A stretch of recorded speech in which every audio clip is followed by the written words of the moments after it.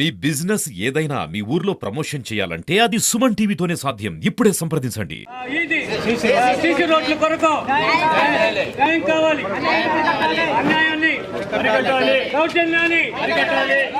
Welcome to Suman TV. This is Satyam Prasad. Chittoor జిల్లా గంగాధర నెల్లూరు నియోజకవర్గం వెదురుకుప్పం మండలం బొమ్మేపల్లికి చెందిన హరిజనవాడ గ్రామస్తులు జిల్లా కలెక్టరేట్ వద్ద తమ సమస్యలను పరిష్కరించాలంటూ సోమవారం ధర్నా కార్యక్రమాన్ని నిర్వహించారు. ఈ సందర్భంగా గ్రామస్తులు మాట్లాడుతూ హరిజనవాడలో సుమారు 1000 కుటుంబాలు ఉన్నాయని, తమకు సీసీ రోడ్డు మంజూరైనప్పటికీ అక్కడ కొంతమంది దౌర్జన్యంగా సీసీ రోడ్డు వేయనీయకుండా అడ్డుపడుతున్నారని, గ్రామ ప్రజల మీద దౌర్జన్యానికి పాల్పడుతున్నారని, ఇదే విషయాన్ని అక్కడ తహసీల్దార్కు ఉన్నతాధికారుల దృష్టికి తీసుకువెళ్ళినా ఎలాంటి ప్రయోజనం లేకుండా పోయిందన్నారు.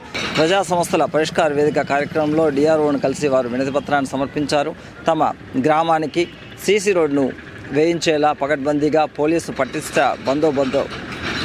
బందోబస్తు నడుమ సీసీ రోడ్డు వేయించి తమకు న్యాయం కల్పించాలని వారు కోరారు. అందరికీ నమస్కారంలో. మేము వెదురుకుప్పం మండలం బొమ్మేపల్లి హరిజనవాడకు చెందినటువంటి గ్రామస్తులము. మా గ్రామంలో దాదాపు 1000 గడపలు ఉన్నాయి.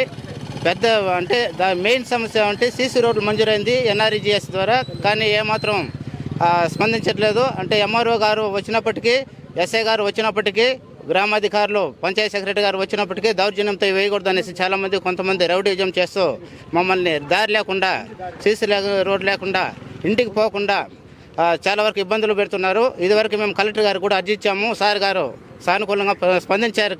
ఖచ్చితంగా మాకు న్యాయం చేయాలి. గ్రామ కంట్రోల్లో ఉన్నటువంటి భూమికి ఖచ్చితంగా మాకు సీసీ రోడ్స్ కల్పిస్తూ మాకు సరైనటువంటి న్యాయం చేయాలని, లేకపోతే మేమంతా మూకుమ్మడిగా ఇక్కడ చేయగలమని కోరి ప్రార్థిస్తున్నాము. స్కూల్ పిల్లల్ని, పెద్దోళ్ళని తాగేసి రోజు ఇంటిపైన గొడవలు చేస్తూ మమ్మల్ని మానసికంగా గురి చేస్తున్నారు. వాళ్ళ బాధలకి తట్టుకోకుండా ఊరు వదిలేసి వెళ్ళిపోయి వేరే ఇండ్లలో కూడా వాళ్ళు జీవనం చేస్తున్నారు. దయచేసి కలెక్టర్ గారికి, జిల్లా ఎస్పీ గారికి, మిగతా అందరూ కూడా మేము కోరుకోవడం, ప్రార్థిస్తుండడం ఏమంటే మాకు న్యాయం చేయాలి. మా ఊరు దారి సమస్యను కూడా క్లియర్ చేసి, వీధి సమస్యను చేసి, సీసీ రోడ్లు మంజూరు చేస్తూ తగిన చర్యలు తీసుకోవాల్సిందిగా కోరి ప్రార్థిస్తున్నాము. కె రామచంద్రయ్య, అతని భార్య వసంతమ్మ, అతని కుమారులు, కుమారేయులు అందరూ మా పైన దౌర్జన్యాన్ని కూడా గురి చేస్తూ, ప్రత్యేకించి ఏకాంబరము, ఇంకా కొంతమంది వాళ్ళ కుటుంబ సభ్యులంతా కూడా ఆ రోజు ఎంఆర్ఓ గారు వచ్చి సెట్ చేసిపోయారు, సర్వే చేయించిపోయారు. కానీ వాళ్ళు ఏం చేశారంటే మళ్ళీ నైట్ 12 వరకు మా అమ్మ నాన్నల పైన ఎడతెరిపి లేకుండా వివాదాన్ని కూడా గురి కావడం జరిగింది. జగడాలు వేయడం జరిగింది, గొడవ చేయడం జరిగింది. మేము భయభ్రాంతులకు గురి చేస్తున్నాము. దయచేసి మాకు దారి కల్పిస్తూ పోలీస్ ప్రొటెక్షన్తో వచ్చి మాకు సీసీ రోడ్డు వేయిస్తూ శాశ్వత పరిష్కారం కావాల్సిందిగా మేము కోరి ప్రార్థిస్తున్నాము. అదేవిధంగా మేము ఎంఆర్ఓ గారు కూడా మేము ఆల్రెడీ అర్జీ ఇచ్చాము చాలాసార్లు. ఎంఆర్ఓ గారు ఇంతకుముందు కూడా 10 ఏళ్ళుగా మాకు వచ్చి క్లియర్ చేయడం జరిగింది.